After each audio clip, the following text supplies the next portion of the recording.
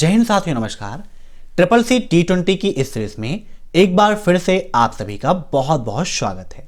दोस्तों, triple C T20 की series में आज डिस्कस करने वाले हैं ट्रिपल सी एग्जाम के लिए मोस्ट इंपॉर्टेंट न्यू क्वेश्चंस जो ट्रिपल सी की आगामी परीक्षा के लिए बहुत ज्यादा इंपॉर्टेंट है।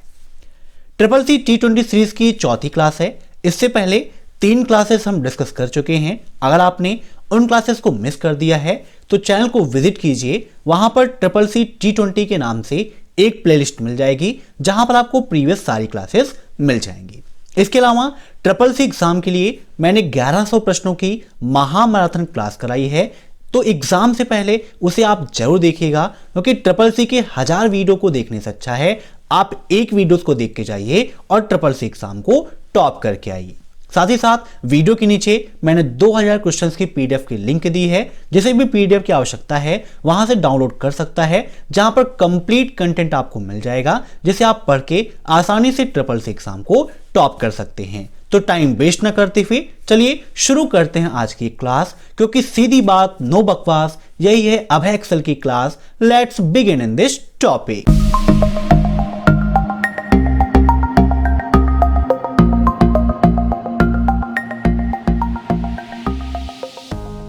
दोस्तों, पहला प्रश्न है आपका, रोबोट चेक शब्द किससे लिया गया है? रोबोट इज ड्राइव्ड फ्रॉम किस वर्ड? इन सभी प्रश्नों को आप मॉक टेस्ट के रूप में लेते रहिए और कमेंट बॉक्स में आंसर्स देते रहिए। वीडियो के लास्ट में आप जरूर बताइएगा कि आपके कितने क्वेश्चन सही हुए हैं। यहां पर आप एक फिगर के रूप में देख सकते हैं, जीआईएफ मैंने रखा हुआ है रोबोट का। रोबोट क्या है? जैसे भी उसे हम प्रोसेस देते हैं, मीन्स जो भी डाटा या सूचना हम पुट करते हैं उसी के अकॉर्डिंग वो वर्क करता है। तो यहां पर पूछा गया है कि रोबोट चेक शब्द किससे लिया गया है। आपके ऑप्शन हैं रबोटा, रोबोटा, रेबोटा या फिर रिबोटा। बताइए इसका आंसर क्या होगा। यहां पर देखिए आपसे नमस्ते कर रहा है ना, तो ऐसी कमांड इसको दी गई है, इस अकॉर्डिंग ये वर्क कर रहा है। तो इसका राइट आंसर होगा ऑप्शन बी, रोबोटा। ठीक है, याद रखिएगा। अब नेक्स्ट, G2C का क्या अर्थ है? G2C ई गवर्नेंस के अंतर्गत आता है। ई गवर्नेंस आपके लिए काफी इंपॉर्टेंट है। यहां पर इसके ऑप्शन हैं government to consumer, government to citizen, government to customer या फिर इनमें से कोई नहीं। तो G2C का मतलब क्या है? गवर्नमेंट टू सिटीजन, क्योंकि सरकार के लिए हम उसके नागरिक हैं, ना कि उसके ग्राहक। ठीक है, अब यहां पर ई गवर्नेंस का एक मॉडल आप देख लीजिए। 4 पार्ट हैं इसके, G2C, G2E, G2B and G2G। G2C का मतलब होता है गवर्नमेंट टू सिटीजन, जहां पर सरकार अपनी सेवाएं नागरिकों को और नागरिक अपनी सेवाएं सरकार को प्रदान करते हैं। G2E का मतलब है जहां पर सरकार का सीधा संबंध कर्मचारियों से होता है, मीन्स सरकार कर्मचारियों को सेवा प्रदान करती है, वो कहलाता है G2E। ऐसे ही G2B के अंतर्गत गवर्नमेंट टू बिजनेस, जहां पर कंपनी आपस में सेवाएं प्रदान करती हैं सरकार को, वो कहलाता है G2B। और G2G के अंतर्गत गवर्नमेंट टू गवर्नमेंट, अर्थात जहां पर एक सरकार दूसरी सरकार को सेवाएं प्रदान करती हैं, वो कहलाता है G2G।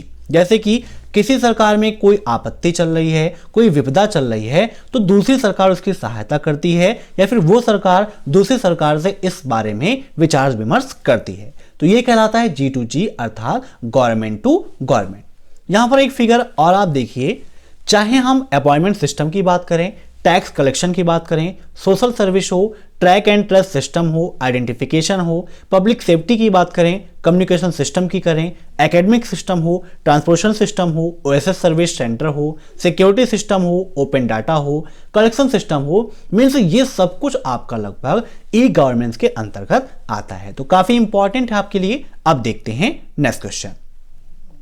तो नेक्स्ट है आपका, the cipher of today are card. Cipher of today हम कहते हैं, किसको कहते हैं? ऑप्शन है आपके substitution cipher, none of these, transposition cipher या फिर राउंड सिफर। सिफर क्या है आप सभी जानते हैं, जो प्लेन टेक्स्ट होता है तो इनक्रिप्शन के बाद जो मिलता है वो सिफर टेक्स्ट कहलाता है। और सिफर ऑफ टुडे हम कहते हैं राउंड सिफर को। तो राइट आंसर इसका हो जाएगा ऑप्शन डी, राउंड सिफर। ठीक है, याद रखिएगा, काफी इंपॉर्टेंट है। अब नेक्स्ट, कुल कितने प्रकार के चार्ट कैल्क में हैं? लिब्रे ऑफिस कैल्क के अंतर्गत कितने प्रकार के चार्ट होते हैं? ऑप्शंस हैं 10, 9, 12 या फिर 11। जब मैंने आपको लिब्रे ऑफिस कैल्क पढ़ाया था तो वहां पर चार्ट के बारे में एक्सप्लेन करके समझाया था, क्योंकि चार्ट से काफी सारे क्वेश्चंस ट्रिपल सी एग्जाम में पूछे जाते हैं। यहां पर इसका राइट आंसर होगा option first 10। Libre office Calc में 10 प्रकार के चार्ट होते हैं, कौन कौन से देख लीजिए। तो यहां पर चार्ट विजार्ड ओपन है। चूज अ चार्ट टाइप में देखें तो column chart, bar, pie, area, line, X Y scatter, bubble, net, stock, column and line, ये आपके टोटल 10 प्रकार के चार्ट होते हैं। कौन सा चार्ट कैसे काम करता है ये मैंने आपको लिब्रे ऑफिस कैल्क में चार्ट पढ़ाते समय पढ़ाया था। इससे संबंधित एक क्वेश्चन ये पूछा जाता है कि क्या लिब्रे ऑफिस कैल्क में हम किसी चार्ट को 3D इफेक्ट दे सकते हैं? तो जी हाँ, बिल्कुल सही है। यहां पर देखिए दिया गया है 3D लुक का ऑप्शन, यहां से आप अपने चार्ट को 3D इफेक्ट दे सकते हो। दूसरा क्वेश्चन ये पूछा जाता है कि इनमें से कौन लिब्रे ऑफिस कैल्क के चार्ट का प्रकार नहीं है? तो इन नामों को आप याद कर लीजिए। अगर इसके बाहर से कोई भी नाम पूछा जाता है तो इसका मतलब क्या है, वो चार्ट का एक प्रकार नहीं है। ठीक है, याद रखिएगा, काफी इंपॉर्टेंट है। अब नेक्स्ट क्वेश्चन हम देखते हैं, पहला आधार बेस्ड माइक्रो एटीएम सेवा किस बैंक द्वारा शुरू की गई? मींस कौन सी ऐसी बैंक थी जिसने सबसे पहले आधार बेस्ड माइक्रो एटीएम सेवा की शुरुआत की? ऑप्शंस हैं Fino payment bank, DCB, SBI या फिर आईसीआईसीआई। बताइए क्या होगा इसका राइट आंसर। एसबीआई का फुल फॉर्म क्या है? State bank of India, Bharat की वर्तमान में सबसे बड़ी बैंक हो चुकी है। तो इसका राइट आंसर यहां पर होगा ऑप्शन सेकंड डीसीबी। ठीक है, अब इसके बारे में जान लीजिए। डीसीबी बैंक लिमिटेड क्या है? एक प्राइवेट सेक्टर की बैंक है। ठीक है, एक private sector scheduled commercial bank in India. तो डीसीबी बैंक आपकी क्या है? एक private sector scheduled commercial bank होती है। डीसीबी बैंक का यहां पर आप देख सकते हैं लोगो कुछ इस प्रकार से है। और सीईओ की बात करें तो कौन है? मुरली एम नटराजन। अब आपके एग्जाम में क्वेश्चन पूछा सकता है कि आधार बेस्ड माइक्रो एटीएम सेवा की शुरुआत करने वाले डीसीबी बैंक के सीईओ कौन हैं? तो मुरली एम नटराजन हैं। कब से हैं? 29 अप्रैल 2009 से हैं। इसका हेडक्वार्टर कहां पर है? तो महाराष्ट्र में है। और डीसीबी बैंक कब शुरू की गई? तो 1930 में शुरू की गई थी। तो इन सभी पॉइंट्स को आप नोट कर लीजिए। जब भी आप वीडियोस को देखिए साथ में एक नोटबुक और पेन जरूर रखिए, ताकि जो पॉइंट्स मैं आपको अलग से बताता हूं उनको आप नोट कर सकें। अब देखते हैं next question. Boss stand for, boss का फुल फॉर्म क्या है? बताइए। आपके ऑप्शंस हैं Bharat operating system solutions, binary operating system solutions, Bharat operating system services या फिर इनमें से कोई नहीं। तो बॉस का फुल फॉर्म होता है भारत ऑपरेटिंग सिस्टम सॉल्यूशंस। जब मैंने आपको 1100 प्रश्नों की महामैराथन क्लास कराई थी तो वहां पर पहला प्रश्न हमारा यही था, बॉस, है ना। शुरुआत हम लोगों ने की थी बॉस से। तो full form Bharat operating system solutions. अब नेक्स्ट, पहला विदेशी बैंक जिसने भारत में सबसे पहले अपना ब्रांच खोला, which is the first foreign bank has been open the branch in India. Option से हैं HSBC, DCB, SBI, Fino payment bank. बताइए। तो इसका राइट आंसर होगा HSBC। ठीक है, इसने सबसे पहले भारत में खाता खोला था, मीन्स अपनी ब्रांच खोली थी, जो विदेशी बैंक थी। ठीक है, अब आगे देखते हैं। तो सीईओ कौन है इसके? सुरेंद्र रूषा हैं। कब से हैं? 30 जुलाई 2018 से हैं। हेडक्वार्टर कहां पर है? मुंबई में है। पेरेंट ऑर्गेनाइजेशन कौन सा है? HSBC है। और कब इसकी खोज हुई? तो 1853 में हुई थी। ठीक है, याद रखिए, काफी इंपॉर्टेंट है। अब देखते हैं नेक्स्ट क्वेश्चन। लेफ्ट क्लिक करके सभी स्लाइड्स पर ले जाने से क्या होता है? मूविंग, ड्रैगिंग, सेलेक्टिंग या फिर नन ऑफ दिस। तो लेफ्ट क्लिक करके सभी स्लाइड्स पर ले जाने को जो प्रोसेस है उसे हम मूविंग कहते हैं। तो राइट आंसर क्या होगा? Option first, moving. अब नेक्स्ट, कौन सी सुविधा केवल चयनित पार्ट के प्रारूप को कॉपी करता है, सामग्री को नहीं? आपके ऑप्शंस हैं copy, format printer, clear formatting या फिर कट। मीन्स हम किसका उपयोग करते हैं? केवल चयनित पार्ट, चयनित का मतलब सेलेक्टेड एरिया, ठीक है, उसके प्रारूप को कॉपी करने के लिए, सामग्री को नहीं। तो देखिए, जब हम कॉपी करते हैं तो वहां पर हमारी जो सामग्री है वो कॉपी होती है, लेकिन प्रारूप का मतलब फॉर्मेटिंग होता है। तो फॉर्मेटिंग को कॉपी करने के लिए हम फॉर्मेट प्रिंटर का उपयोग करते हैं। तो इसका राइट आंसर होगा ऑप्शन सेकेंड फॉर्मेट प्रिंटर। ठीक है, याद रखिए काफी इंपॉर्टेंट है। अब नेक्स्ट,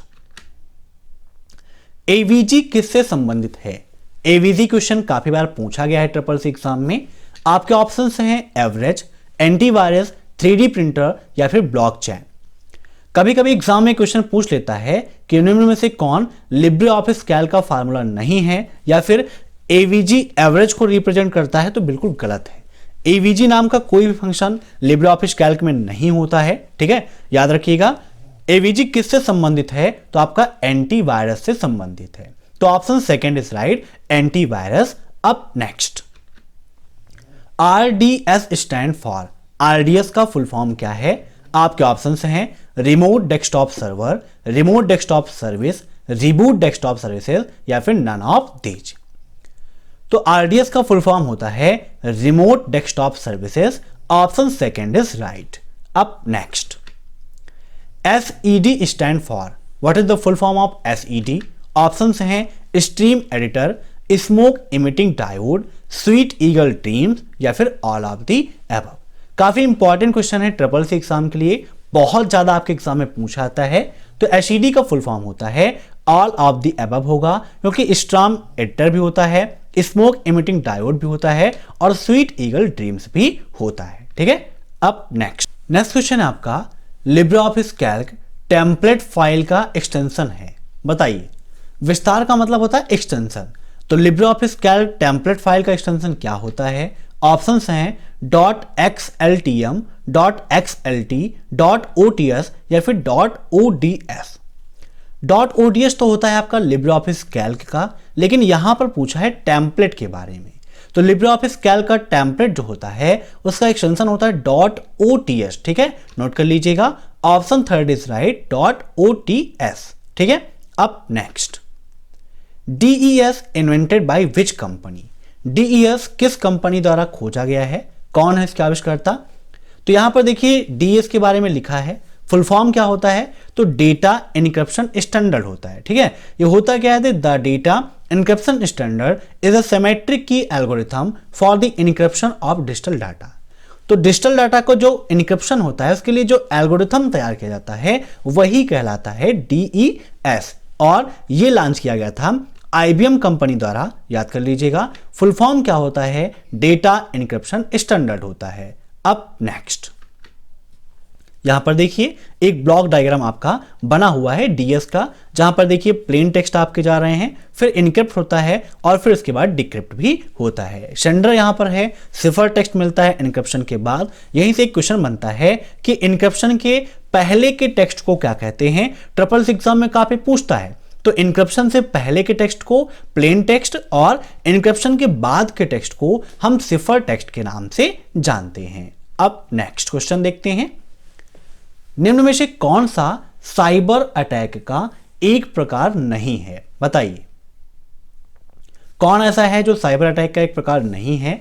ऑप्शन हैं आपके फिशिंग, MITM, रिप्लाई अटैक या फिर AVG। तो इसका राइट आंसर होगा ऑप्शन सेकेंड, MITM। ठीक है, यह साइबर अटैक का एक प्रकार है। अब नेक्स्ट, लिब्रे ऑफिस कैल्क में अधिकतम कितनी शीट हो सकती हैं? और आपके ऑप्शंस हैं 48,000, कोई लिमिट नहीं है, 60,000 या फिर 32,000। तो इसका राइट आंसर होगा ऑप्शन डी, 32,000। ठीक है, लिब्रे ऑफिस कैल्क में टोटल 32,000 आपकी सीट हो सकती हैं, इससे अधिक सीटें वहां पर नहीं हो सकती हैं। अब इससे संबंधित एक क्वेश्चन ट्रिपल सी एग्जाम में यह पूछा जाता है कि लिब्रे ऑफिस कैल्क में बाय डिफॉल्ट सीटों की संख्या कितनी होती है? तो कैल्क में बाय डिफॉल्ट सीट की संख्या होती है 1। बाय डिफॉल्ट सीट का नाम क्या होता है? यह भी क्वेश्चन ट्रिपल सी एग्जाम में पूछा जाता है। तो कितना होता है? सीट 1 होता है। ठीक है, अगर आप सीट को ऐड करना चाहते हैं तो वहां पर प्लस पर क्लिक करके सीट को आप ऐड भी कर सकते हो। अब नेक्स्ट, भारत में वाणिज्यिक बैंकिंग प्रणाली शामिल है, कौन शामिल है? बताइए, ऑप्शंस यहां पर लिखे हुए हैं आपके, nationalised bank and private sector bank या फिर land development bank, scheduled and non scheduled bank, कौन सी है ऐसी? तो वाणिज्यिक बैंकिंग प्रणाली में scheduled and non scheduled banks आपके शामिल हैं। तो राइट आंसर इसका होगा ऑप्शन 4। अब नेक्स्ट, FDM क्या है? What is the full form of FDM? Fused filament fabrication, fused direct metal, fused deposition mesh या फिर फ्यूज्ड डिपोजिशन मॉडलिंग। तो FDM का फुल फॉर्म होता है फ्यूज्ड डिपोजिशन मॉडलिंग। ठीक है, option 4 is right. Up next, EDI की प्राथमिकता किससे संबंधित है? बताइए। तो EDI की प्राथमिकता किससे संबंधित है? ऑप्शन हैं कंपनी, लोडर, लिंकर या फिर सॉफ्टवेयर। तो इसका राइट आंसर हो जाएगा ऑप्शन फर्स्ट, एनी कंपनी। किसी भी कंपनी से EDI की प्राथमिकता सबसे ज्यादा संबंधित होती है। तो नेक्स्ट क्वेश्चन है आपका, एक डाटा श्रृंखला को प्रदर्शित करने के लिए किसका उपयोग करते हैं? मीन्स किस चार्ट का उपयोग हम किसी डेटा श्रृंखला को प्रदर्शित करने के लिए करते हैं? ऑप्शन हैं पाई, कॉलम, बबल या फिर इनमें से कोई नहीं। तो इसका राइट आंसर होगा option first, pie chart. Pie chart कैसा होता है? तो यहां पर आप देख सकते हैं फिगर में एक डाटा मैंने बनाया है, स्टूडेंट नेम, जहां पर हिंदी, इंग्लिश, मैथ्स और साइंस दिया गया है। इस अकॉर्डिंग यहां पर मैंने पाई चार्ट को डेवलप किया गया है। पाई चार्ट कुछ ऐसा दिखाई देता है, जो कलर्स हैं ये लोगों के नंबर्स यहां पर प्रदर्शित कर रहे हैं। ज्यादा नंबर का एरिया आपको ज्यादा में दिखाई देगा, जो कम है वो कम में दिखाई देगा। तो इस प्रकार से पाई चार्ट आपका प्रेजेंट होता है। और आज की क्लास में बस इतना ही। मैं आशा करता हूं कि आपको यह वीडियो पसंद आया होगा। अगर आपको यह क्लास पसंद आई हो तो आप लाइक जरूर करिएगा। साथ ही साथ कमेंट बॉक्स में अपना बहुमूल्य सुझाव जरूर दीजिएगा। इसके अलावा जो भी टॉपिक आपका क्लियर नहीं है आप कमेंट बॉक्स में बता सकते हैं। जो क्वेश्चंस हैं आपके वो कमेंट बॉक्स में आप हमसे पूछिए, वहां पर आपको आपके प्रश्नों का उत्तर जरूर मिल जाएगा। इसके अलावा फेसबुक, इंस्टाग्राम, ट्विटर, कहीं पर भी आप हमसे जो भी आपकी क्वेरी है कर सकते हैं। उन सभी चीजों का जवाब आपको टाइम टू टाइम मिलता रहेगा। Thanks for watching my video. फिर मिलते हैं नेक्स्ट क्लास में, तब तक के लिए बाय।